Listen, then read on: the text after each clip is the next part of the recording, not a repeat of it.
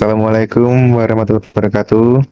Kami dari kelompok 7 yang beranggotakan saya Rama Nafi, Adinda Zara, Monica Eva, dan Muhammad Sarizal akan mempresentasikan tugas IoT kita yang berjudul pemantauan pH air sumur.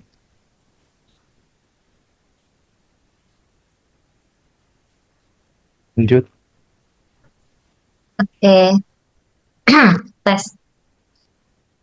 Jadi di slide latar belakang ini, berdasarkan data dari BPS tahun 2020, jumlah penduduk Indonesia itu sudah mencapai 270 jiwa, dan Jawa Barat itu jadi provinsi dengan penduduk terbanyak, lebih dari 48 juta orang. Nah, dengan jumlah penduduk sebanyak itu, ketersediaan air itu, ketersediaan air bersih tentu jadi hal yang penting, baik untuk kebutuhan masyarakat sehari-hari maupun untuk industri. Nah, di kehidupan sehari-hari masih banyak masyarakat yang menggunakan air sumur itu sebagai sumber air utama. Tapi sayangnya banyak dari kita belum tahu apakah air sumur itu benar-benar aman untuk dikonsumsi. Nah, karena itu penting sekali untuk kita tahu kualitas airnya, terutama dari segi pH.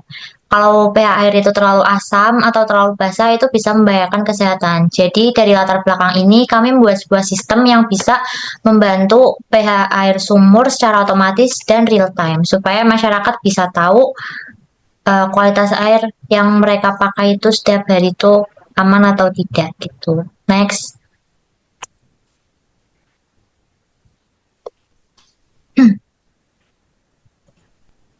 Siapa itu? Selanjutnya ada pemantauan pH air sumur. Untuk memastikan kualitas air sumur yang masih menjadi sumber utama kebutuhan air masyarakat, diperlukan sistem yang mampu memantau pH air secara akurat. Berdasarkan latar belakang tingginya jumlah penduduk dan pentingnya air bersih bagi kehidupan sehari-hari, kami merancang sebuah sistem pemantauan berbasis IoT guna mengawasi kualitas air secara real time. Sistem ini dirancang menggunakan microcontroller dan sensor-sensor yang terhubung ke platform IoT agar dapat memudahkan proses monitoring, pengolahan data, dan pengambilan keputusan dari jarak jauh. Next. Kemudian untuk komponen yang kita butuhkan, itu yang pertama ada ESP32, yaitu adalah microcontroller utama yang digunakan untuk membaca data dari sensor dan mengirimkan data ke internet. Thingsboard dilengkapi dengan WiFi. Kemudian yang kedua ada potensiometer. Potensiometer ini digunakan sebagai simulasi sensor pH pada walkway. Nilai analog dari potensiometer disimulasikan sebagai nilai pH. Kemudian yang ketiga ada kabel jumper. Kabel ini menghubungkan pin dari potensiometer ke pin-pin ESP32. Nah, kemudian ada tools yang kita butuhkan, yaitu ada ThinkSport dan Walkwi. Untuk ThinkSport sendiri berfungsi untuk mengumpulkan dan memvisualisasikan dan menganalisis data secara real time melalui internet. Kemudian Walkwi yaitu simulator online berbasis browser yang mendukung simulasi microcontroller seperti ESP32, Arduino, dan sebagainya. Baik, berikutnya itu ada alur kerja. Jadi alur kerjanya itu yang pertama adalah ESP32 itu menyambung ke WiFi yang sudah tersedia di ESP karena kita menggunakan langsung dari simulatornya. Yang kedua itu ini membaca nilai pH dari sensor atau disimulasikan pakai potensiometer. Lalu yang ketiga nilai dikonversi dari analog ke pH. Yang keempat itu data dikirim ke ThinkSport code via HTTP.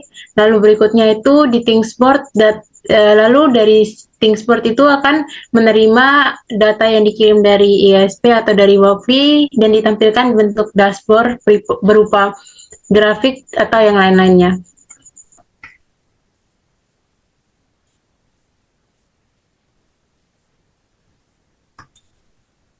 Untuk selanjutnya itu adalah kami akan mensimulasikan bagaimana Walkme akan terhubung dengan ThinkSport. Jadi yang pertama ini di bagian simulasinya itu kan sudah ada ESP32. Berikutnya itu kami tambahkan potensiometer.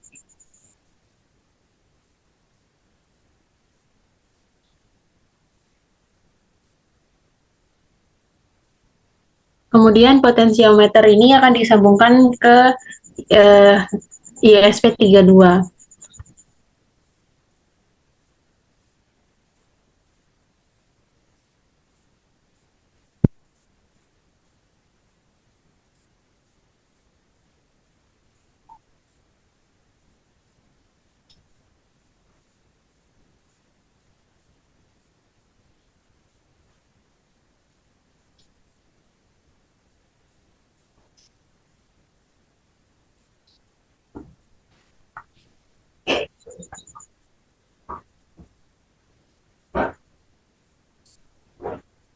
Selanjutnya kami akan menjelaskan kode-kode yang kami gunakan pada simulasi ini. Oke. Bentar. Untuk kode program yang pertama itu ada import library. Itu ada time, itu digunakan untuk fungsi penundaan atau delay, misalnya kayak time sleep gitu.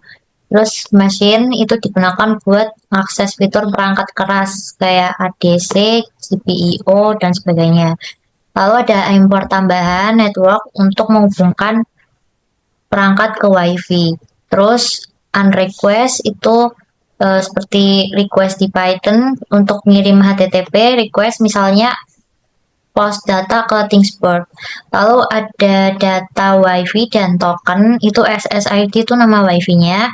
Terus password itu karena work request tidak ada password maka kosong. Nah, terus ada akses token, itu token autentikasi biar bisa masuk ke ThinkSport-nya. Lalu ada koneksi WiFi, itu untuk membuat objek WiFi, terus mengaktifkan, lalu dihubungkan ke jaringan. Lalu untuk itu loop while-nya itu digunakan untuk menunggu hingga koneksinya itu berhasil. Selanjutnya ada pin untuk potensiometer atau sensor pH, yaitu ADC, yang bertugas untuk mengubah sinyal analog dari sensor pH yang dalam simulasi ini kita gunakan potensiometer menjadi nilai digital yang bisa dipahami oleh ESP32. Selanjutnya ada will true yang berguna untuk menghubungkan linear antara nilai ADC dan rentang pH 0 sampai 14 supaya bisa terbaca oleh ThinkBoard. Terus ada pengiriman data ke ThinkSport. Setelah itu ada jeda waktu, yaitu time sleep 10, yang berarti ESP32 akan mengirimkan data pH setiap 10 detik sekali. Lanjut.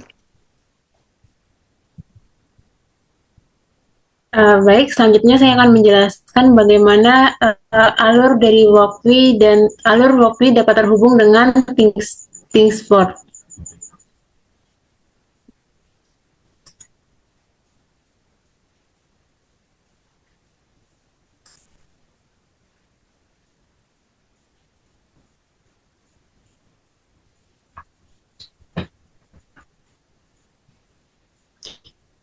Jadi setelah si ISP dan potensiometer ini di-run,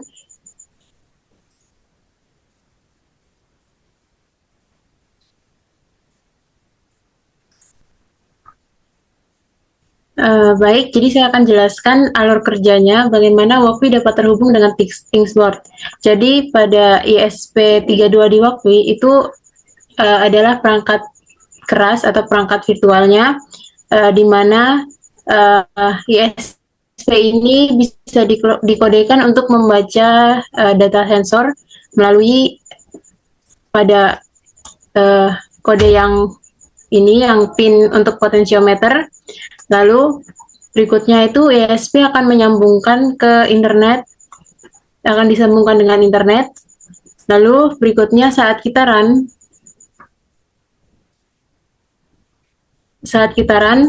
itu ESP akan mengirimkan data ke ThinkSboard via HTTP.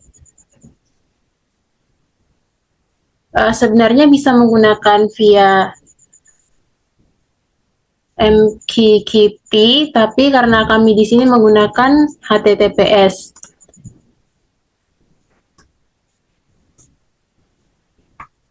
Jadi setelah statusnya 200, maka kita bisa lihat melalui ThinkSboard. Di ThinkSboard pada tab device itu silakan pilih yang nama device yang sudah dibuat. Lalu pada Lateless Telemetry itu akan muncul dan akan sama dengan yang dihasilkan dari Walkvi. Lalu selain itu kita bisa lihat juga melalui dashboard. Grafiknya nanti munculnya seperti ini. Lalu berikutnya itu kita bisa lihat melalui tab device. Di tab device ini ada di bagian Lateless Telemetry. Dan ini akan value atau nilainya itu akan sama dengan yang ada di Walkvi. Jadi sekian penjelasan singkat mengenai pemantauan pH pada air sumur menggunakan ThinkSboard dan Walkvi.